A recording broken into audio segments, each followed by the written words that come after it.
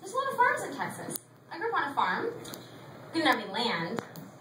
Actually, people just referred to my house as barn.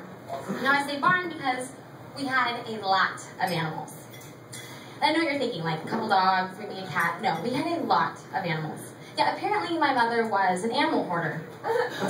Yeah, I'm talking 17 cats, 5 dogs, 3 hamsters, 3 guinea pigs, 2 gerbils, 2 mice, 10 ducks, and a snake named Slither. Yeah, but you know, I have to give my mom credit because she was hoarding animals long before it was popular.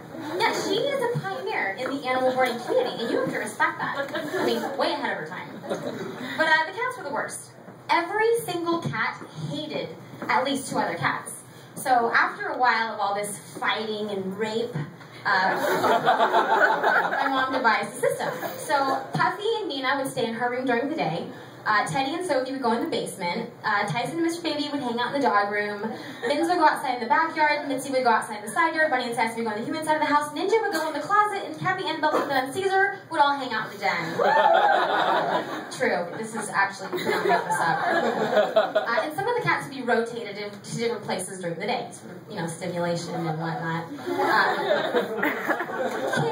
Can you imagine how many litter boxes we had? Yeah, apparently it wasn't enough though because you could always find a fresh pile of shit somewhere. Like, there was always a couple of cats that were just like, fuck it. But for those of you worried, because I'm sure there are a couple of you, about the outdoor cats, don't worry, because long ago my mother forced my father to install what is known as a cat fencing system, which is basically a gigantic net that goes up and over the fence all the way around the yard, and every single tree trunk had a giant net skirt around it, so if a squirrel managed to end up in our yard, sayonara. Yeah. So having this many animals comes with a unique set of problems. First of all, everyone come over. I mean, who wants to get a fucking rabies shot just to hang out in my house? But birthday parties, super fun. I mean, we had a fucking petting zoo in home. That's kind of awesome. But can you imagine living in a house like this? I mean, we could never just eat dinner at our kitchen table because every single chair was violated in some horrific fashion. Yeah, there was a lot of standing and eating in my home. Oh my god, and the smell. Okay, so the house was divided into 2 sides. There was the all-animal side, and then there's the all-human side, plus a couple of the favorites. The all-animal side should be avoided at all costs. Like, if you were to walk into the all-animal side, you would be instantly assaulted. Like, I'm offended just thinking about it. My mom's, you know, everyday outfit was a sweatshirt and sweatpants, drenched in cat fur. I mean, she shed as much as the cats did. Oh, my poor dad.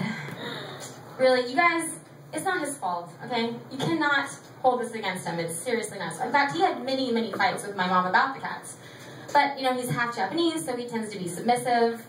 And he also learned quickly that he could never win because every time they had a big fight, my mom brought home another cat. But fortunately for my dad, over the years, he completely lost his sense of smell. Like, gone.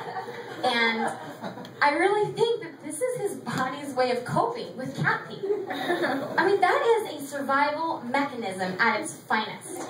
I mean, you could, like, the guy literally cannot smell shit. Like, you could literally take a piece of shit and put it in front of his face and he couldn't smell it. I don't know why you do that, but you could.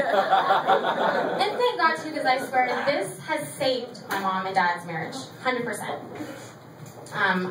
I honestly don't even know how it got this bad. Like, I swear to God this is true. Sometimes stray animals would just show up on our doorstep. Like, was this like the word on the street in my neighborhood? Like, we're like fucking cats meeting in alleys like, hey, you hear about the Morehouse? Fancy feast buffet. You can shit and piss in a box or not. Totally up to you. Squirrel Hunger Games in the backyard. I swear they talked about this. Yeah. Oh, but you know what? I have to say, I am so proud. My mother has completely kicked this habit. Yeah, she no longer hoards animals. She only has 9 cats and 2 dogs now. That's fucking awesome. Good job, Mom. So I'm Japanese. You guys probably think I'm like really Japanese, but I'm just a quarter, so don't worry. I'm not a huge bitch, I'm not a shitty driver. I'm so drunk, but I'm both. Yeah, laugh it up. So, my dad's half Jap, which apparently, aside from animal hoarding, my mom also has some weird Asian fetish stuff going on, which I'm sorry, that is just so unfair. Like, how much fucking crazy can you cram into one person? But, you know, I should really thank my grandmother for being 100% Japanese, because I have to say, one of the best things about being Asian is that you look young for a really long time. Like, when my grandma was in her 50s, you couldn't tell if she was 25. But we do have to deal with the Asian cliff. You know, it's like young, young, young, young. Fucking old! I'm very fucking old! And people look at my grandma like, oh my god, is she 100? And I'm like, no, she's 68. Jesus. So yeah, there's that. It comes full circle, guys. Every race does not have a better advantage. So, yeah. Oh, I have a boyfriend. I'm just gonna throw that in there. Blah. I have a boyfriend. His name is Renee. Yes, automatically people think I'm a lesbian whenever I talk about him. I mean, Renee. That's like almost more feminine than Lauren. So I decided to give him a nickname. It was, you know, a little more masculine. It's Pookie.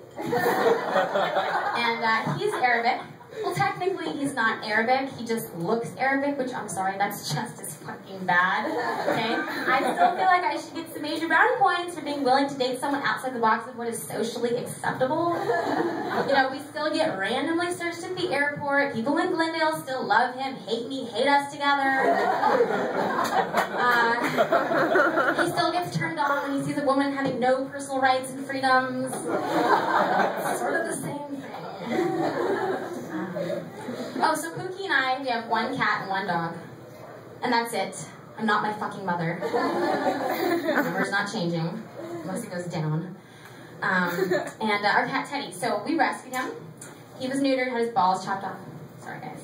And we've had him for about 8 years. And recently he had to go to the vet to get an x-ray. And after the vet's like, so your cat is male? And I'm like, yeah, of course. And she's like, yeah, so actually we found a vulva and a vagina. And my first thought's like, what?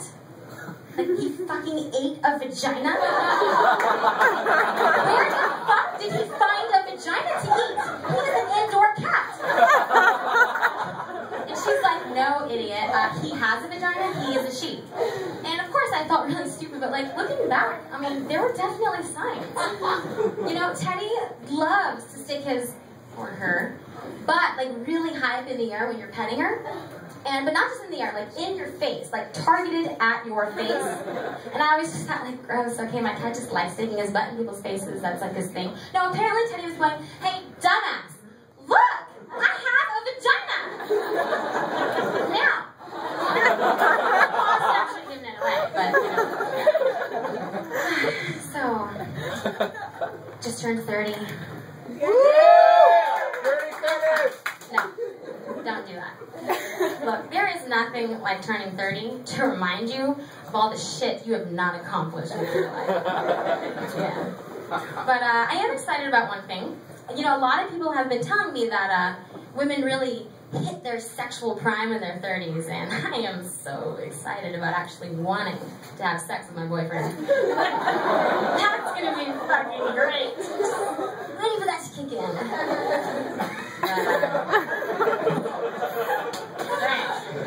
He's not here tonight. Thank God. So you guys got drinks. Get your drink on. That's awesome. I want to get my drink on. I can't wait to get off here so I can fucking drink some more. But yeah, no, I like to seriously drink though. I mean, that's like, that looks empty. That would never happen to me. Ever. I like to drink seriously, okay? I'm talking blackout drunk, fucking pee in your bed, wasted. Yeah, it's true, that's my idea of a good time. And like, if I don't have to call my friend in the morning and be like, what the fuck happened last night? Who kicked me in the face? It's a good night. In fact, if I've never peed in your bed, we're probably not that close. Oh God, peeing in the bed. Let me tell you, that is some humiliating shit. You know, you get over it after a while though. I'm just saying, it is fucking embarrassing, like, the first 10 times. Gets easier though, I promise. I bought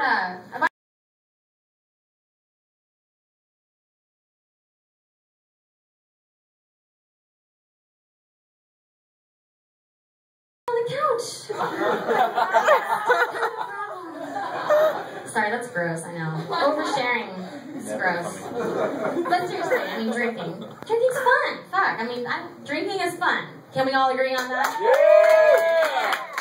And look, it's not like I'm trying to have kids or anything right now. I mean, I am in no rush to be a mom, okay? I saw what my mom went through. She fucking had it rough. Like, my dad worked all the time. He was never home. She had 3 kids. We lived in a barn. Like, she forgot a lot of shit, okay? She forgot to make me lunch for a year. Like, the bell would ring and all the little kids would go get their lunches, and I'd look at my empty cubbyhole like a lunchbox was gonna magically appear. So I had to learn how to survive on scraps, which is actually great because you get the best shit. Like string cheese, cookies, chips, whatever the teachers are eating in the lounge. But one day, Mom finally got her shit together, and she showed up with my lunchbox. And inside was a Happy Meal. No, correction, the happiest meal. And all the kids are like fucking staring at it, like salivating, and I'm all like, yeah, who's jealous now, bitches? Granted, the next day I only had 2 saltines for lunch, but that's not the point. The point is, I got drunk on power that day, and that was the day I realized I fucking like to get drunk. By the way, the Happy Meal, covered in Capper. Fucking delicious. Thank you so much, guys.